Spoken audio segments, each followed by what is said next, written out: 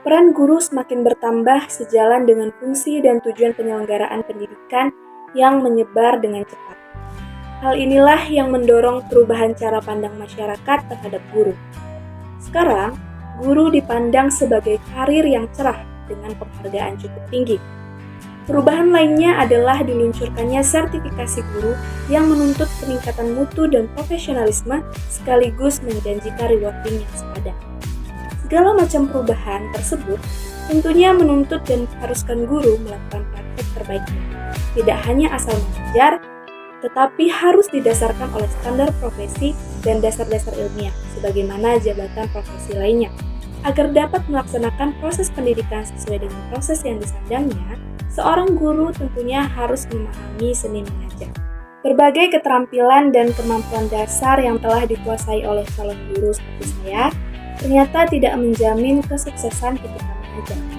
Bahkan ketika saya mengajar di SDN 11, seringkali saya merasa bingung ketika menghadapi kenyataan yang begitu rumit dan tidak cocok dengan teori atau skill yang telah saya pelajari sebelumnya. Apa ada yang salah dengan teori dan keterampilan yang saya pelajari terus? Tentunya tidak. Karena menurut saya, semua keterampilan dan teori ibaratnya adalah bahan-bahan mentah dari seorang pembuat. Untuk membuat kue yang enak, tentunya kita masih harus melakukan penimbangan, mencampur, mengolah, mengukus, menggoreng, dan lain sebagainya. Mengajar adalah suatu seni, bukan menyusun suatu mesin menggunakan on-their-wheel yang sudah paten dari pabrik. Seorang guru harus melakukan pengamatan, analisis siswa, pemilihan strategi, evaluasi, hingga terus berimprovisasi dalam proses pengajaran yang dilakukan.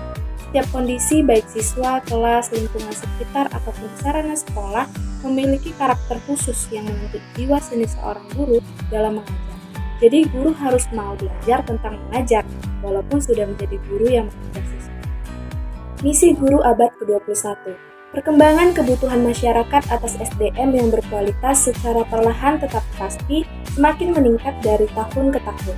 Dalam hal ini, tuntutan dunia kerja tidak lagi hanya memerlukan SDM untuk kebutuhan dunia industri, melainkan SDM yang memiliki keunggulan kompetensi dalam hal berpikir. Karena pergeseran kebutuhan tersebut mengakibatkan pergeseran terhadap tujuan pendidikan, di mana tidak hanya menghasilkan tenaga kerja untuk industri, melainkan juga menghasilkan tenaga kerja yang memiliki kemampuan berpikir dalam melakukan pekerjaannya. Berarti misi guru dalam melaksanakan pendidikan berubah, yang tadinya hanya menciptakan lulusan untuk tenaga kerja industri, sekarang juga harus menciptakan lulusan yang siap menghadapi pekerjaan yang mengutamakan kemampuan berpikir tingkat tinggi. Berarti guru harus mampu mempersiapkan seluruh siswa supaya memiliki kemampuan berpikir seperti menemukan masalah, menentukan solusi, menciptakan solusi baru, menciptakan kemampuan siswa dalam belajar mandiri maupun berkelompok. Untuk itu, guru harus memahami kognisi, berbagai metode belajar, dan perkembangan siswa. Guru juga harus cermat dalam menentukan strategi pengajaran yang tepat sesuai dengan kebutuhan dan karakter dari masing-masing peserta didik. Guru abad ke-21. Tantangan yang pertama, guru harus mengajar agar siswa mampu mengonstruksi makna. Di sini guru tidak lagi hanya menjelaskan saja, tetapi guru harus mampu melaksanakan pembelajaran yang mampu mendorong siswa secara mandiri untuk menemukan serta menyimpulkan makna. Dengan cara seperti itu, akan membentuk kemampuan berpikir tingkat tinggi pada siswa. Belajar itu bukan hanya memahami teori saja, tetapi diselingi dengan praktik. Karena menurut pengalaman saya ketika SMK, ada belajar teori dan praktik. Ketika teori, kami hanya bisa memahami sekilas dan cenderung akan lupa.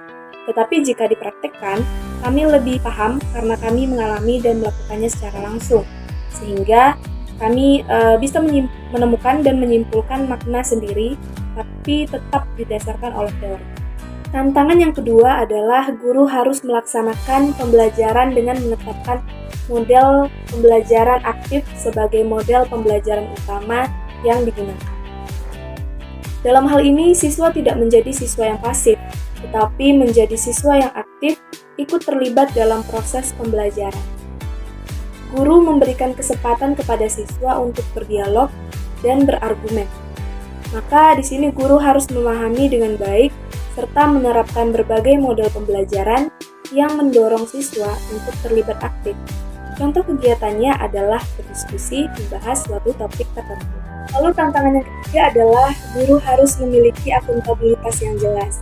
Nah, jika dulu tingkat kapabilitas guru bisa ditunjukkan dengan adanya sertifikat profesi sebagai status guru, di masa berikutnya tidak hanya sertifikat profesi saja, tetapi juga dengan unjuk kerja langsung, mulai dari pengetahuan, kemampuan pedagogi, konten mata pelajaran yang diajarkan, dan kemampuan guru dalam proses pembelajaran.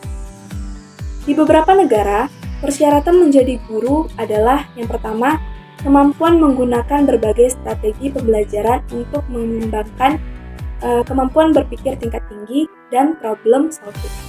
Yang kedua, menguasai teknologi pendidikan. Yang ketiga, kemampuan manajemen kelas. Yang keempat, terampil melaksanakan penelitian tentang praktik efektif.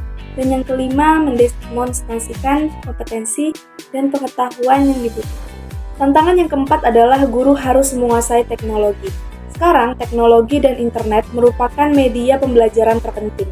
Kebutuhan industri lah yang mengharuskan penerapan teknologi pendidikan dalam proses pembelajaran.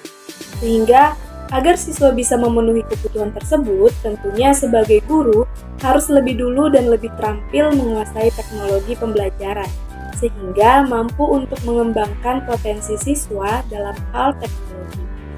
Jika calon guru dan guru tidak menguasai teknologi, maka lama-kelamaan akan tereliminasi dan digantikan dengan guru yang melek teknologi. Kita masuk ke tantangan kita yang kelima, yaitu guru harus mampu melaksanakan pembelajaran untuk meningkatkan kompetensi siswa. Kompetensi di sini bukan hanya pengetahuan yang hanya dihafal, melainkan lebih ke kompetensi yang sesungguhnya, yaitu critical thinking, communication, creativity, dan collaboration. Itu merupakan kompetensi abad ke-21 yang harus dimiliki siswa.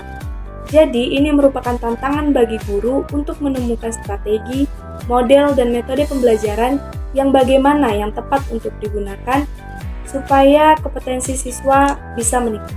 Kita masuk ke topik pembahasan kita selanjutnya adalah tugas guru dalam konteks pembelajaran literasi. Ada beberapa hal yang penting untuk guru-guru ketahui. Yang pertama adalah bagaimana anak belajar. Terkadang ketika kita mengajar di kelas, ada beberapa siswa yang kesulitan dalam memahami materi pembelajaran yang terjadi. Walaupun kita sudah menjelaskan berulang kali, tetapi siswa tersebut tetap tidak memahami apa yang kita jelaskan. Kemudian ada beberapa juga dari siswa ketika kita menjelaskan, dia cepat untuk merespon, cepat untuk memahami. Nah, dari kondisi tersebut, kita tidak boleh meresponnya dengan negatif. Apalagi kita mengatakan bahwa siswa yang lambat memahami materi itu merupakan siswa yang bodoh, siswa yang malas, atau siswa yang tidak akan bisa mengerti apa yang akan dijelaskan oleh dia. Semua pendapat-pendapat yang negatif seperti itu harus kita hindari. Karena yang seharusnya kita lakukan adalah mengoreksi diri kita sebagai guru. Apakah cara mengajar kita sudah sesuai dengan karakteristik setiap siswa kita atau tidak. Nah, maka guru harus kreatif menguji cobakan berbagai ragam gaya mengajar. Dengan kegiatan ini, diharapkan guru akan menemukan gaya mengajar yang relevan dengan berbagai karakteristik siswa dalam belajar.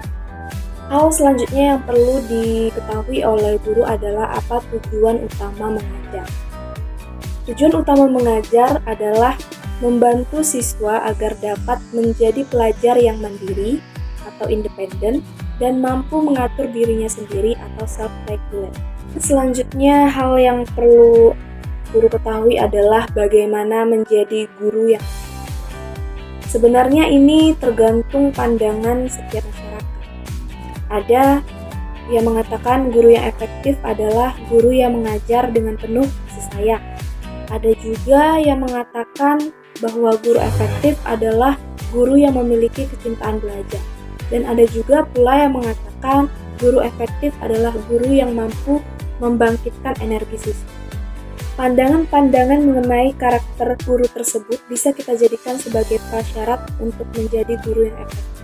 Tetapi 3 karakter tersebut belum cukup untuk menjadikan seorang guru disebut menjadi guru yang efektif. Lanjut ke topik yang berikutnya, yaitu menjadi guru literasi yang efektif.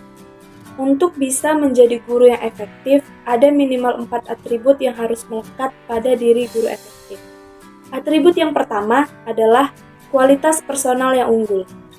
Kualitas personal yang harus melekat pada guru adalah guru harus penyayang, hangat, dekat dengan siswanya, dan yakin terhadap kemampuan siswa dalam belajar. Guru juga harus memiliki keinginan besar untuk belajar, sehingga bisa menginspirasi siswa agar memiliki hasrat kuat juga untuk belajar. Kemudian atribut yang kedua adalah pengetahuan.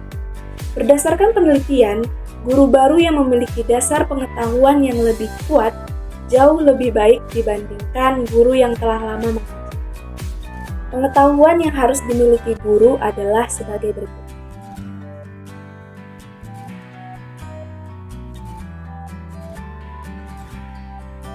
Untuk atribut ketiga yaitu kemampuan reperter praktik yang efektif.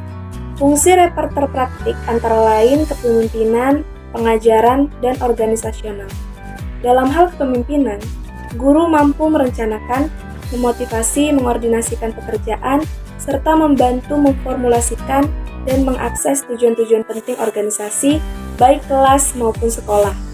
Dalam hal pengajaran, guru tidak memikirkan tentang apa yang harus dilakukan guru, melainkan apa yang harus dilakukan siswa dari hari ke hari. Dalam hal organisasional, guru bukan hanya bertugas menyampaikan pembelajaran kepada siswanya, melainkan sebagai anggota dan pimpinan di lingkungan kerjanya, yakni sekolah. Kemudian atribut yang keempat yaitu mampu melakukan refleksi dan mengatasi masalah. Guru harus dapat memahami berbagai situasi yang terjadi dalam proses pembelajaran. Ketika terjadi suatu masalah di dalam kelas, guru harus dapat menangani dan memecahkan masalah tersebut. Guru juga harus mampu mempraktikkan cara belajar melalui refleksi dalam proses pembelajaran. Nah, dengan cara ini sudah jelas bahwa guru yang efektif adalah guru yang mampu melaksanakan kegiatan pembelajaran di dalam kelas dan mengendalikan siswa-siswinya.